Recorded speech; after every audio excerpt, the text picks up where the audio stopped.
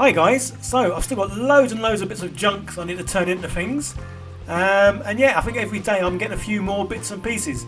Because I'm now starting to take things apart, like this old electric razor and a mouse that I've taken apart as well.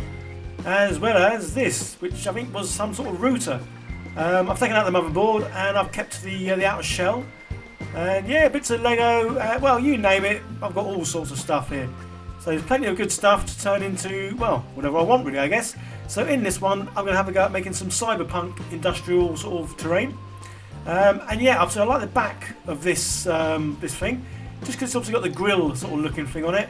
It's a bit on the large side, so we'll trim that down in just a second. Yeah, I'll get that sticky thing off later.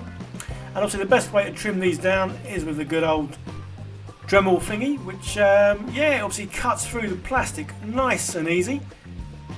No messing about, straight through. So it doesn't take long to sort of cut off all the excess bits that I don't need. But obviously I will be keeping these because you never know when they might be used for, well, something else. There we go, there's the start of one side of this build. So I'm going to use, again, in this sort of project, I'm going to use everything that I've got to hand, basically. So I'm going to use these balsa bits because they are nice and easy to cut. Plus I've also got some of this sort of foam board and this corrugated card. So I really am going to be using basically any bits and pieces that I've got to sort of do these kind of builds. So I want to build like a framework really, just to make this thing nice and stable. So yeah, I'm going to have a few bits overhanging. Plus the good thing with these balsa wood is it really is so easy to cut, just using obviously a simple blade. And then the edges, once they cut up, I can just sort of sand them down just to get them nice and smooth. And yeah, like most things, obviously this is all going to be super glued together. And yes, I'm using some balsa wood for the side panels. Again, this is just some sheets that I've had lying around for quite some time. But yeah, nice and easy to cut again. Obviously, yeah, I can use my small little blade for these.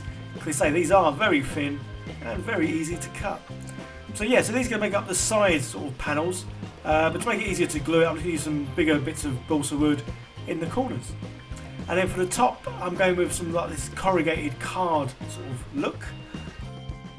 So with this sort of box shape that I'm making, I'm keeping the underneath empty, just because I want to put some lights in later, so that'll make that a whole lot easier.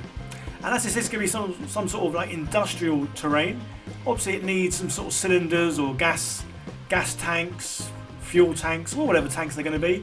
And obviously these bottles will be perfect for that. So again, I really am keeping anything now that is plastic orientated and not throwing anything away, just because you never know yeah, what you could make out of it. So whilst these builds are obviously relatively cheap because I'm recycling a lot of stuff, I do obviously have to buy the glues, the paints, obviously the balsa wood and bits and pieces. So I just want to say a big thank you to all my patrons for helping support the channel, as the money they sort of send me basically goes towards me buying more and more bits and pieces so I can keep making these kind of builds. So thanks a lot guys, it really is much appreciated. And as well as obviously helping me out, these guys get to see behind the scenes pictures of, well, basically work in progress of what I'm sort of currently working on each week basically. There will be a link at the end of the video as well as in the description if you want to become a patron to help support the channel. So the best part about these kind of builds is you really do use a whole variety of materials. As I say, this thing here I'm using, this came out of a water pistol I think, and I've had this sitting on my desk or sitting in a drawer for, I don't know, about 4 or 5 months. So it's nice to finally have something where it can be used. And that's pretty much the same for a lot of this stuff that I've got. I have had it sitting around for quite a while. But yeah, it's good fun to use basically all sorts. As you can see here, these are a few little bits from a Lego set, I think. Again, I'm not 100% sure because I kind of had these bits for, well, I don't know, donkeys. And this is a little bit that came out of a controller.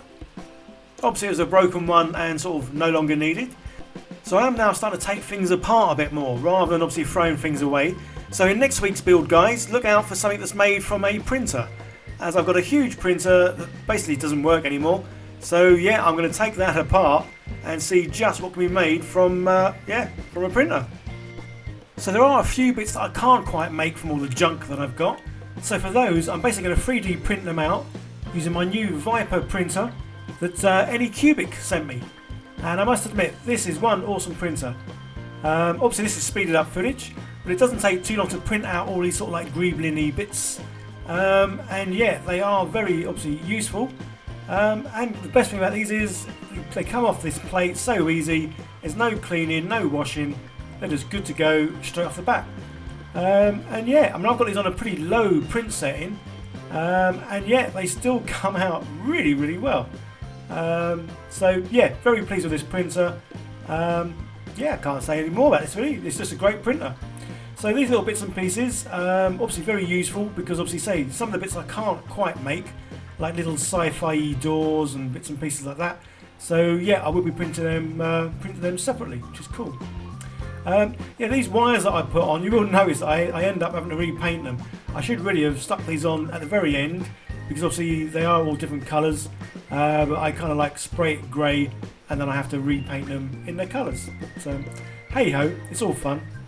So yeah, back to the build. Obviously again, lots and lots of bits and pieces I'm using for this, and this is basically some Lego bits and pieces that I did use in a Lego animation.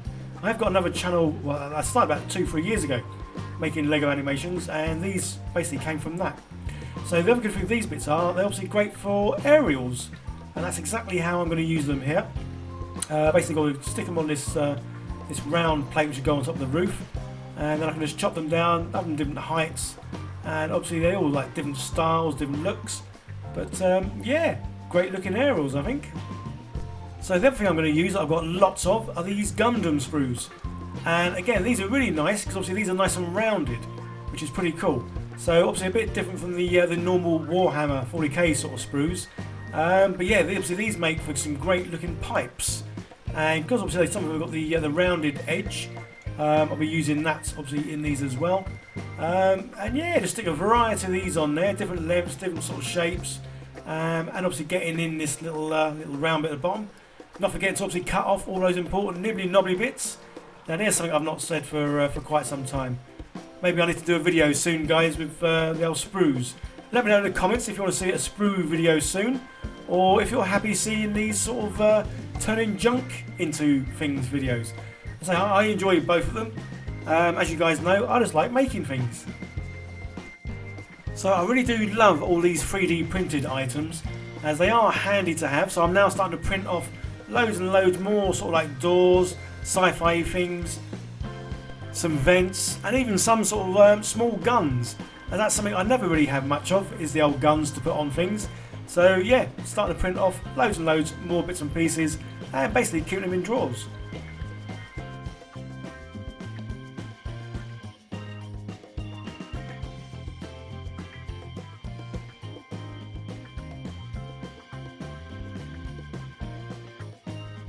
So here's something I haven't used for quite some time, and that's some good old grout.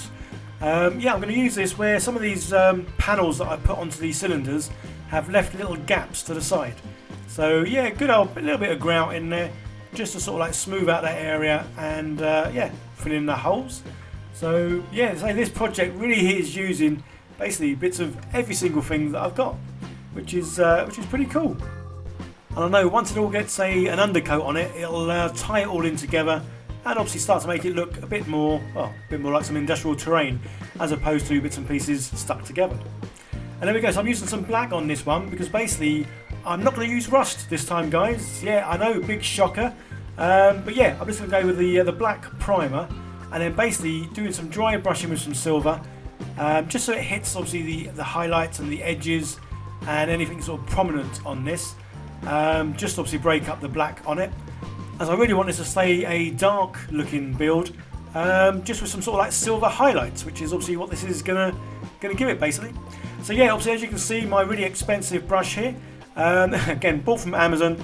This was like a pack of about 12 of these. Basically they're makeup brushes, and I think they cost me about £6 for about 12.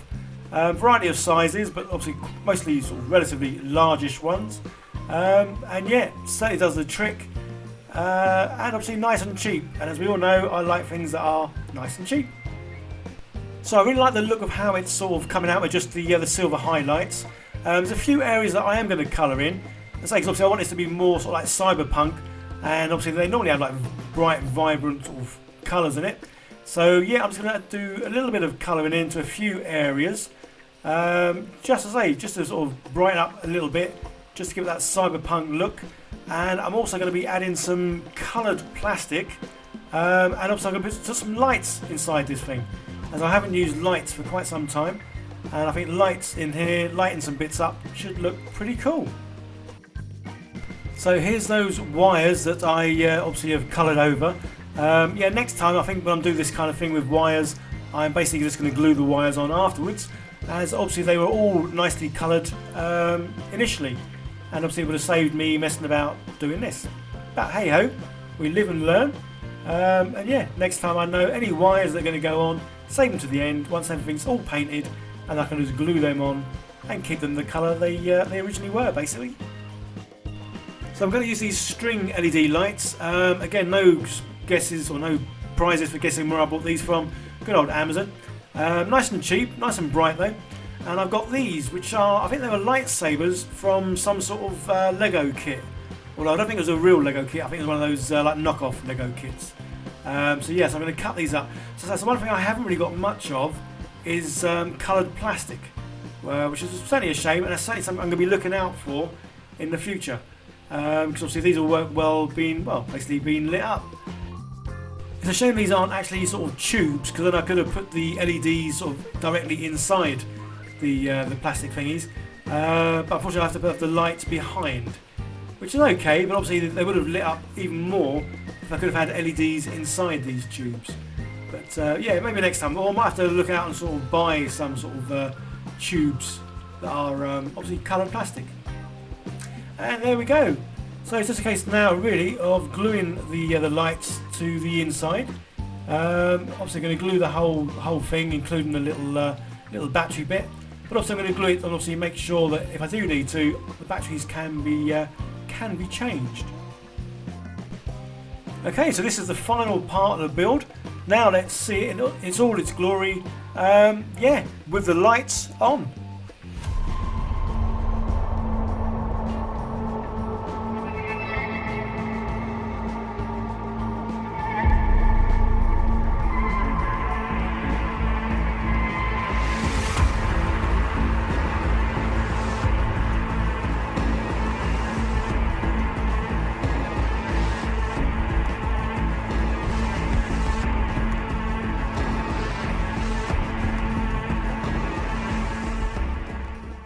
Thanks for watching to the end, guys. Hope you enjoyed the video.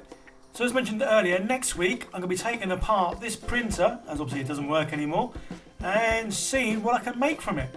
So I'm not sure whether it's going to be sort of industrial terrain, a vehicle, spaceship or what. So maybe if you guys leave some comments down below, let me know what you think I should turn this into, and maybe I will have a go at doing what it is you're asking. Okay, thanks for watching, guys. Comment, like, subscribe, all that good stuff, and I'll see you in the next one. Okay, bye for now.